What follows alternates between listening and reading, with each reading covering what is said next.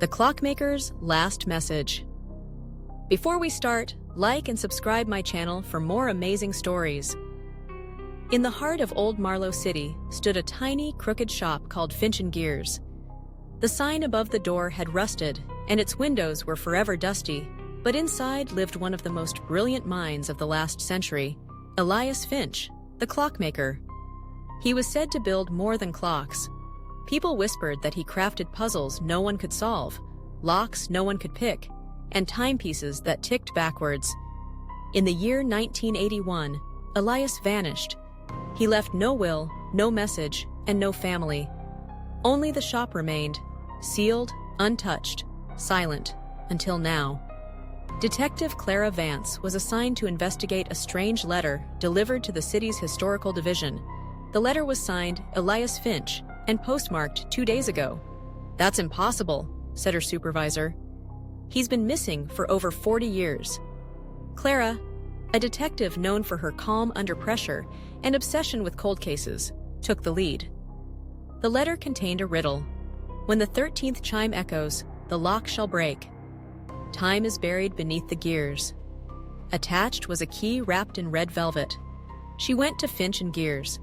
The shop had been closed with chains and padlocks since the 1980s, but her key slid in smoothly. The door opened with a sigh, as if the building itself had been waiting. Inside, nothing had moved. Clocks lined the walls, all ticking, despite no sign of electricity. At the center of the room stood a grandfather clock, carved with symbols in a forgotten script. Its hands pointed to midnight, but the pendulum swayed slowly, unnaturally. She stepped closer. The 13th chime echoed from deep within. The floor beneath her shifted. A panel slid open, revealing a staircase spiraling downward into darkness. She hesitated, then descended. The air was thick with the scent of oil and old paper. She reached a chamber filled with machines, all in motion, all perfectly timed. On the far wall was a mural of Elias Finch, holding a clock and pointing to a golden gear inset into the wall. The gear was real. She turned it. A drawer popped open behind her, revealing an old journal. On the cover, the timekeeper's legacy. Inside were sketches of machines, formulas, and one chilling entry. Time is not measured. It is controlled. If they take the core, the future will collapse. She kept reading. Elias believed a group called the 13th Hand was trying to manipulate history by altering events through timepieces that connected to fixed moments. They were never caught, never seen, only traced through symbols and scattered evidence. His journal ended with this line: "If you are reading this, they've returned. Protect the time lock at all costs." Clara's phone buzzed. A motion alert from upstairs.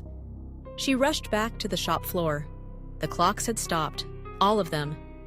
Then a sound from the shadows. Boots on wood. A man in a dark coat appeared.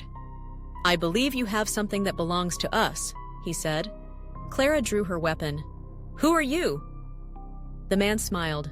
"We keep time moving. You interrupt." He raised a strange device. It looked like a stopwatch wrapped in wires. Clara lunged. They struggled. The device clattered across the floor. Suddenly, the clocks began to tick backward. The lights dimmed. The man vanished, and Clara was alone. The next morning, the police arrived to find her standing in the shop, holding the golden gear. Everything else, gone. The machines, the staircase, the journal. Only she remembered. Clara submitted a full report. No one believed her. She was placed on leave. But that night, a small package arrived at her door. Inside, a pocket watch.